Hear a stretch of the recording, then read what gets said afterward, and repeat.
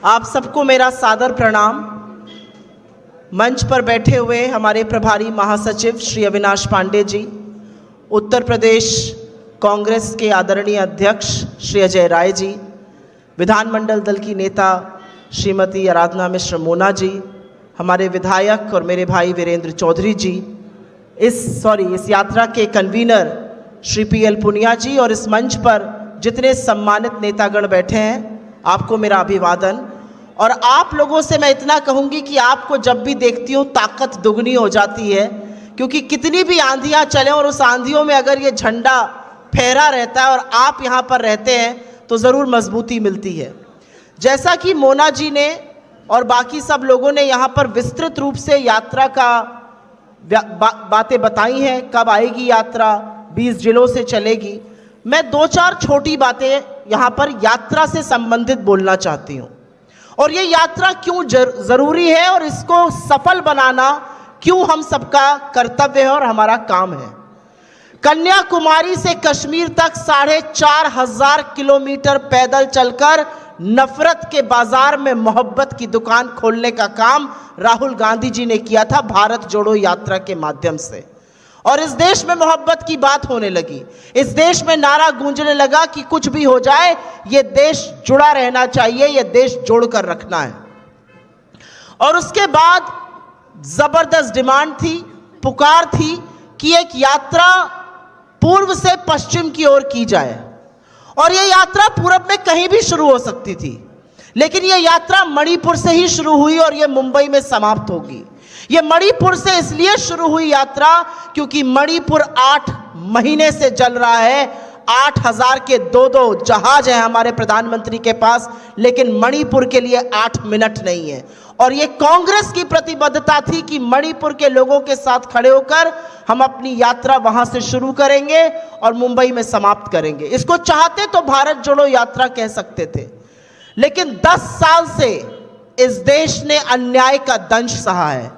बेरोजगारी का अन्याय, महंगाई का अन्याय, महिला अपराध का अन्याय, आर्थिक असमानता का अन्याय, शोषित वंचित दलितों के खिलाफ अन्याय। इस अन्याय को 10 साल हो गए और तब राहुल जी को लगा कि न्याय होना चाहिए और इसलिए यह यात्रा भारत जोड़ो न्याय यात्रा है और इसकी एक ही लाइन है, न्याय का हक मिलने तक। इस यात्रा को जो अधिकांश मीडिया है, और मैं खुद एक ज़माने में मीडिया में काम करती थी इसलिए थोड़ा तल्ख बोलती हूँ मीडिया के खिलाफ, जो अधिकांश मीडिया है वो मोदी जी के चरण वंदन में बड़ा मस्त है, तो उसके पास वक्त नहीं है इस यात्रा को दिखाने का, ना वो दिखाना चाहता है कि किस तरह का जन सैलाब राहुल गांधी जी के साथ जुड़ रहा है। इसलिए हमारी और आपकी सबकी जिम्मेदारी बढ़ जाती है कि ये यात्रा जनमानस तक पहुंचे और इसीलिए मेरी हाथ जोड़ के करबद्ध आप लोगों से विनम्र निवेदन है कि इस यात्रा के बारे में अपने फेसबुक पर, अन्य सोशल मीडिया प्लेटफॉर्म पर, अपने व्हाट्सएप पर जरूर बात कीजिए। आपके पास इस यात्रा से संबंधित जो भी वीडियो या ग्राफिक या जो जानकारी आती है, आज ही से एटलीस्ट 5 ग्रुप में या 5 लोगों को भेजने का काम करिए, क्योंकि मीडिया इस यात्रा को दिखाएगा नहीं। पर मेरी बात मानिए, मैं यात्रा में अभी होकर आई हूं, अथाह जनसमूह, अपार जन सैलाब इस यात्रा से जुड़ रहा है क्योंकि लोग न्याय चाहते हैं। और राहुल गांधी जी ने इस न्याय की 5 बड़े स्तंभ की बात करी है, युवा न्याय, नारी न्याय, किसान न्याय, श्रमिक न्याय और भागीदारी न्याय। और ये ज़बानी जमा खर्च नहीं है, ये जुमले नहीं है, ये हम करके दिखाएंगे और इसीलिए इस यात्रा के माध्यम से न्याय और परिवर्तन की गुहार लगा रहे हैं। ये न्याय की ललकार है।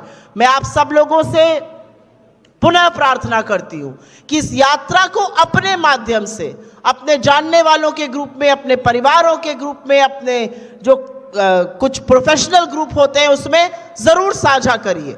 अगर उत्तर प्रदेश कांग्रेस कमेटी इस यात्रा के बारे में, जब यात्रा यहाँ पर रहेगी, कुछ पोस्ट करती है इंस्टाग्राम पे, यूट्यूब पे, ट्विटर पे, फेसबुक पर, तो उसको ज़रूर साझा करिए, क्योंकि इसमें आप सबकी जिम्मेदारी है। मीडिया नहीं दिखाएगा, लेकिन हमारी जिम्मेदारी इसीलिए बढ़ जाती है कि हम इस यात्रा को दिखाएं। एक बात बस अंत में कहूंगी कि इस देश की राजनीति में बहुत बड़ी लकीर खींचने का काम भारत जोड़ो यात्रा ने किया था। जो राहुल गांधी जी के खिलाफ 10, 15, 20 साल से करोड़ों का पैसा खर्चा करके दुष्प्रचार किया गया, वो ध्वस्त हो गया और लोगों को समझ में आया कि ये क्या है। लोगों को समझ में आया कि राहुल गांधी वो व्यक्ति है जो न्याय के लिए, नैतिकता के लिए, सच के लिए साहस से लड़ेगा और हुक्मरानों की आंख में आंख डालकर सवाल पूछेगा। उसको कोई फिक्र नहीं है कि उसका 20 साल पुराना घर या उसकी आप मेंबरशिप को भी कैंसिल कर दीजिए। राहुल गांधी वो शख्स है, वो 280 वर्ड का एक ट्वीट कर देते हैं तो सारी मोदी सरकार हिल जाती है। और जिस किसी को लगता है कि कांग्रेस कमजोर है, वो प्रधानमंत्री का लोकसभा का भाषण कल का सुन ले। 110 मिनट बोलने वाला प्रधानमंत्री 78 मिनट कांग्रेस पर ऐसे ही नहीं बोलता है।